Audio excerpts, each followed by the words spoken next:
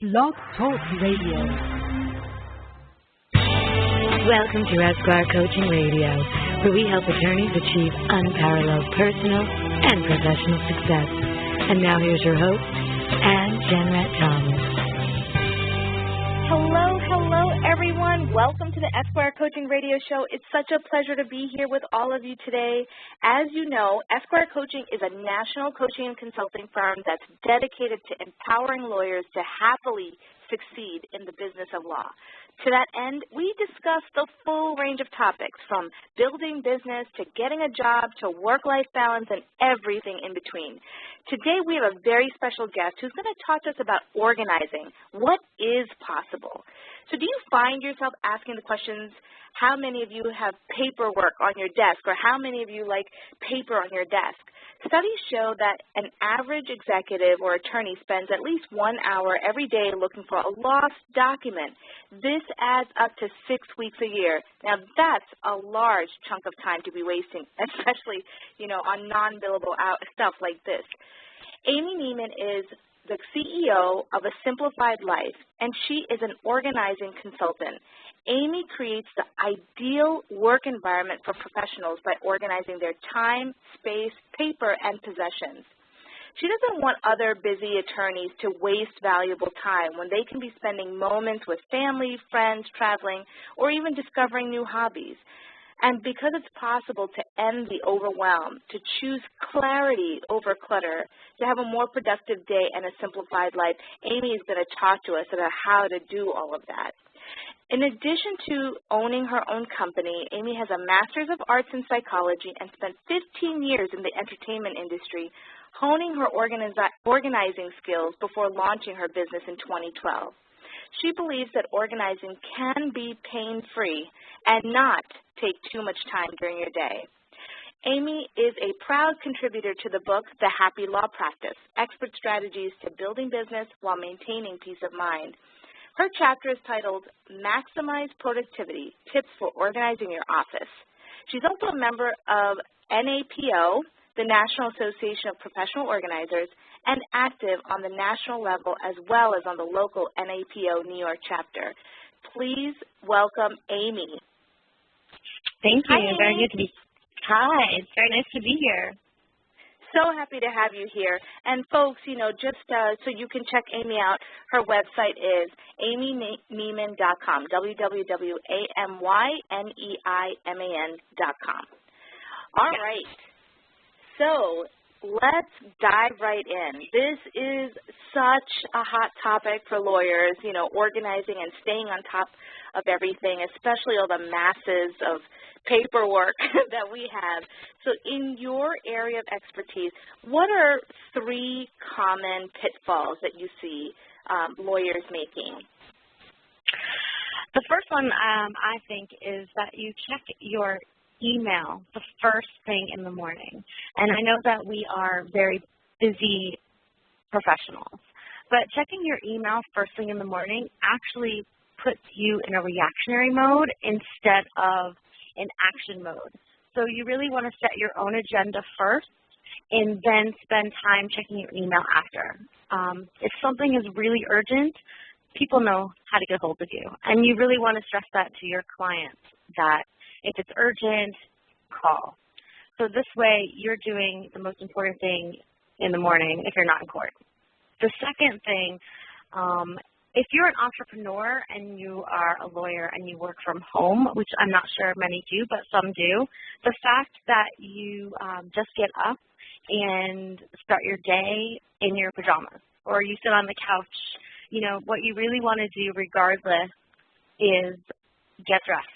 Take a shower, have breakfast, which is the important thing in the morning, and work on your desk or wherever your area is. Make it really official and really start your day off strong. And the third thing is that I always make the joke of how do you eat an elephant? Well, you take one bite at a time. So basically, we take on a lot of things during the day, and sometimes there are 15 steps to one action. So really breaking it down into smaller steps and doing one step at a time. sometimes I like to do mind mapping or putting things in your calendar that's more detailed so you really can get the smaller chunk done instead of taking the whole bite. Oh, I love that. It does. It does.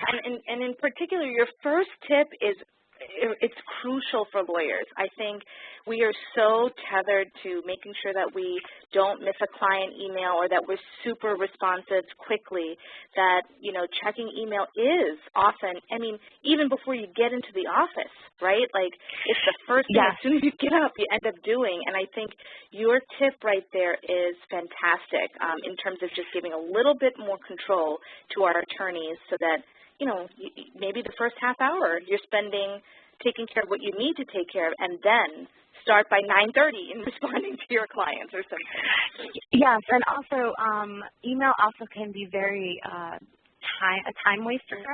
So use an actual timer, either on your phone, an egg timer, whatever you need, and really spend like 30 minutes or an hour on your email and then go back to your tasks that you really need to get done. We tend to look at every email that comes in, every second it comes in, especially now with smartphones, and that really just wastes the time from our day and sucks it up. And so you really want to be cognizant of the work that you have to do and then check your email one time and respond to them later. I love that. I think that's really good. And, you know, one thing I just want to remind our listeners, if you're concerned about being responsive in a timely fashion, maybe you can plug it in so that you're checking your email for 15 minutes or 10 minutes once an hour so that you know that at that given time you will be able to respond in a timely fashion. So, and also, just one other point, sorry for that, but you can read your email, but you don't always have to respond right away. Sometimes it also sets our clients up to when we're not around and we can't, they're like, well, why did you get back to me so fast? You've always done it. So if you need some time to think about to respond to the email, that's okay too. So talk to us about why organizing is so important. I know you've dedicated your career to this, but talk to us about why this is important. Organizing is super important because it's really a necessity. It's not necessarily a luxury. It's something that sets us up for success. You know, as you mentioned the quote in the beginning that I love to talk about, what can you do with 6 weeks a year? You know, if you are spending an hour every day looking for something, that's a long time. I mean, I'd rather go on vacation with my family, you know, for 6 weeks. So you really want to spend a few more moments in the beginning setting up the right system for you so you can find things. It's easier to locate. Everything has a home. So then when you have to look for something, it takes time or less time later and you're not searching. Basically, I've learned for myself as an undiagnosed ADHD child that I had to create systems. I had to remove the physical clutter around me because when there was no clutter around me, my mind was so clear and I could actually focus on the work and I wasn't distracted by all the other moving parts around me. So I definitely think that when you deal with sometimes chaos and overwhelm, you shut down and you're not always as productive as you want to be. And the two things I know that people want and that I've learned from my clients is they want more time and they want more money. So if you can be really productive and you could be really efficient with your time and your space and your work, then you'll have more time for your friends and your family and, like I said, hobbies and things that you want to do. I love that. I think that's a really, really great point.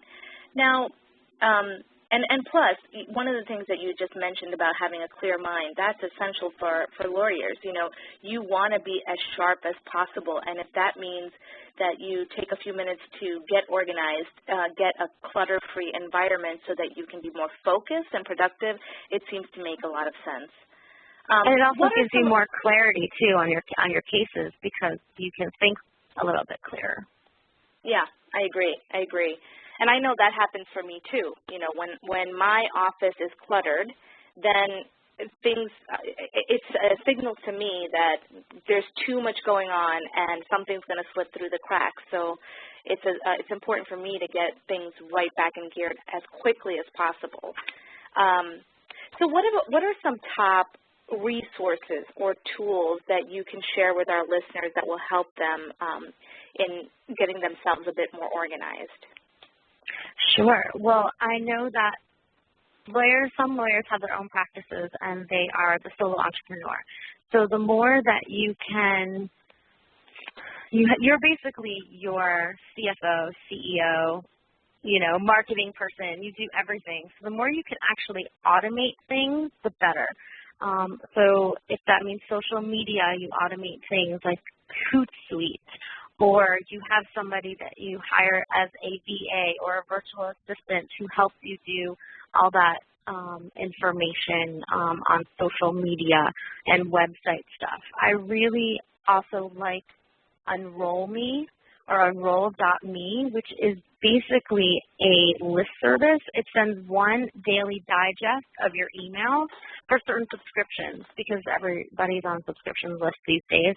So it really cuts down on excess email in your inbox, and only the important stuff really goes through. And you get to pick and choose what email addresses go straight to your inbox and what goes to this Unroll.me. So instead of 85 emails, you get one with 85 in that email. The other thing about automation is delegation. Delegation, if you can hire like a virtual assistant or a part-time assistant or someone to do your blogging, it's best to focus on what you know best and to delegate the stuff that you know you don't have to spend too much time on, but still needs to get done. And two other things, ohDon'tForget.com is actually a new website that I've been interested in. It actually sends you text messages as reminders. So not always do we look at our calendar, but we also have another resource of sending ourselves like a text at a certain time to do something. So it's more top of mind. What is that email address? What is that? .com. It's really cool. It's a new thing that I found. I think that's great. I love it. And you know what? If it doesn't work for you, that's okay. You can try it. Like I said, putting reminders in your calendar works just as well. Printing out your calendar so you have a hard copy if you're a digital person so it's in front of you. That's always great. And making sure you write it down. That's obviously the best, but that's sometimes preach it to the converted of knowing that. But my first and biggest thing and top resource is be your own first client. The stories about the cobbler's shoes, you don't always put yourself first. You want to put yourself first in your business so that you don't forget things. I have to make sure that I write stuff down so that I don't forget because I need to be organized, and that's one of my tools.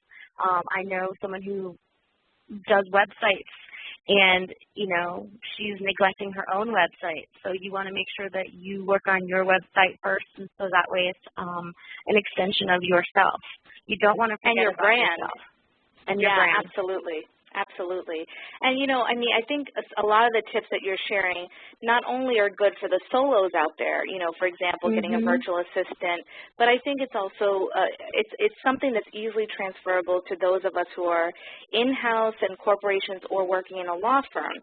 For example, delegating to your administrative assistant, or if there's a paralegal that can do a portion of it, or a junior associate, those are some places where you can delegate. And, in terms of your personal life, I think there's resources like concierge services and so forth that can help pick up groceries or, pick up the laundry, just things that as long as you can get it off your plate, it makes life a lot more manageable. Wouldn't you say? Yes. No, you're for sure right. You have to remember that, you have to remember yourself too. So actually, I want to add one more thing. Make sure that you put yourself first, not only in your business, but do something for yourself. Either you like going to the gym, you like getting massages, personal for you to keep you, in the game, if you will, whatever it is that you like, pedicures, anything. Just do something for yourself as well. And we wholeheartedly support that here at Esquire. So what are some ways to make your office, like let's say you're a solo, what's some ways to make your office more profitable? I really think that labeling is the most important. I say that you are so busy during the day, you shouldn't have to remember where everything is. So if you label things, you don't have to remember. You can just read it and go for what you need. So if that means it's your extra supplies or if it's your filing, whatever it is that you can label instead of remember is always best in my mind. But also, speaking of your folders, I love color coding. It's not for everybody, but it sometimes helps when I have, you know, a few different types of cases or different projects. If I color coded them by, you know, let's just say art director, for instance, in my previous life of being working at a record label, I had each art director a different color, so I only had to look for that color when it was that person's project. Sometimes that always helps. Also, keeping the current project of mind on your desk, you know, cascading file holder onto your desk so you can pull them out right away, and making sure you really have a place to where the location is of the other folders, you know, closed cases or cases that are still pending. They don't need, you know, good real estate on your desk, but you need to be able to know and locate where they are. So systematizing your filing processes and labeling things for sure is the best way to make your office more profitable, but also being really, really effective is your office setup. So having things in hand's reach. You know, I often use my top desk drawer to house my stapler and my pens and my paper clips. So it doesn't take up space on my desk, but it's an extension of my desk. So whenever I need a paper clip, I know exactly where to go and I can, you know, use that, and everything's in the same place. Being able to have a comfortable chair, I can't tell you how important that is. If you are comfortable in your chair, you basically are more mentally comfortable and you can work for longer periods of time. You're not shifting in your seat. Yeah, having a filing cabinet. I like the vertical ones so you're not cranking your neck like looking to the side, but I love using the space around me to house some of my files so they're not all in the same place and you can find where they are. So that's definitely a lot of how your setup is, how your office is, because you really basically want to be able to move seamlessly throughout your office and not have distractions and be able to get to and from the paper, you know, your printer, you know, whatever you need, it's in hand, it's put together. And I love Post-it note dispenser because then you can just pick up, you know, a Post-it note, jot down an idea, stick it to whatever folder you're working on, and then it stays there. Finally, you know, systematizing your filing processes, office setup, having the right office equipment, which basically means having a phone headset to make sure you're comfortable when you're on the phone, making sure that you have a shredder if you need it in your office and it's like right next to you so you can put something right away into the shredder, having an all-in-one printer and making sure you have extra supplies on hand. All these little details that sometimes you forget, it's really great to have a checklist maybe at the end of 1 month or in the beginning of a month to make sure that everything is ordered and seamless so that you're not stuck without having something. Wow, those are all really helpful tips. You know, very overwhelming, I know. Well, I think sometimes it can be. Before I ask you a few more questions, I just want to open up the lines. If anybody has a question for Amy directly about how to get more organized, how to get your office more organized, give us a call now, 347-838-8719, and press 1 to get in the queue. That's 347-838-8719, and press 1 to get in the queue. Now, Amy, you just mentioned a number of tangible matters that people can do with like paper, essentially, and real estate. What about online organizing? Do you have any tips around, like, you know, how to organize your files on your computer or anything like that, or your emails? Yes, your files digitally basically are parallel to your physical files. So how you label your physical files is the same as how you want to label your digital files. If you have client folders, you really want to do subfolders and have in your inbox labels, so you really can find what you're looking for and not have everything in your inbox. You almost want to touch your inbox emails once and either act on it, delete it, or file it in the folder. So then that way you know where to go and it's not sitting in your inbox. The inbox should really be for things that are coming in and that still need to be done. If it's something that you have to wait on, you know, put it in like a task or put it into your calendar so you really answer the questions. But really focus on answering the email, deleting it, or putting it aside. And again, with the folders, you can color code folders as well. You can make subfolders of folders, you know, categories, so that you really can be specific and find what you need when you're looking for it. I love that. Now, what are, you know, I know you're a professional organizer. What are 5 things all lawyers should look for when they're hiring a professional organizer to help themselves, you know, move beyond just these tips? You want to know if your professional organizer has experience and how much experience. Who have they worked with before? And you don't necessarily need to know exact clients because the confidentiality. However, have they worked with a high-stress environment, as lawyers are usually in? What are their thoughts also about confidentiality? You really want to make sure that, you know, as a lawyer, you have confidentiality agreements with your organizer, just like you would with a client. You want to find out if a professional organizer has support. So do they have affiliate organizing groups that they're related to? I work with NAPO, so I have a group of women nationwide that if I really needed to ask a question or I didn't know what to do, I could ask them and they can help me out. The other question is, do they have insurance for their company and are they actually properly set up? I have an LLC, so I'm serious about my business, and I have insurance. You also have to make sure that there's insurance for whatever might come up. And finally, interview them. You know, the relationship has to be a good fit.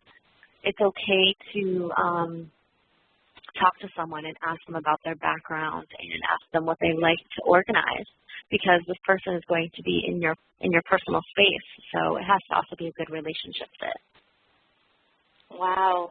Those are really excellent pieces of feedback. And, you know, I mean, just to follow up, when you're interviewing a professional organizer, you said it's important to have a good fit. Is there any specific type of indicator of what would be a good match between a client of an organizer and an actual organizer? It's really your communication with them, to be honest. It's really the questions that you ask.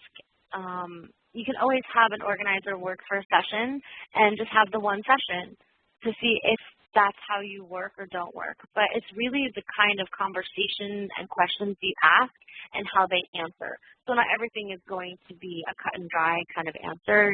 You kind of have to use a little bit of intuition on that. We have this question coming in from Facebook. In your area of expertise, what are 3 tips you would give to an entrepreneur, I guess a lawpreneur, basically? I actually like repeating myself because I think it's very important. So my first would be labeling, label. You know, what you want to label. Be very, very specific with your label, because the more specific you are, the easier you'll find what you need and also be able to file quickly. So that's like a huge one. I also think, you know, checking your email, not first thing in the morning, and actually working on something important when you wake up.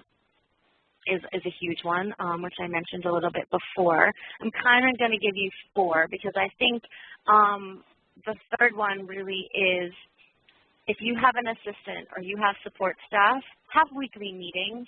The more you communicate with your staff and give them what directives or goals you have for that week, the more efficient the team will be, and they won't have to guess, and you won't have to follow up with them the whole week. Like, these are the goals, these are the timelines and deadlines. Communication is key, especially when you have a staff or you delegate. And I'm going to squeeze this one in here because I really think that you should start each day fresh. So my favorite practice is actually called the Fast 15.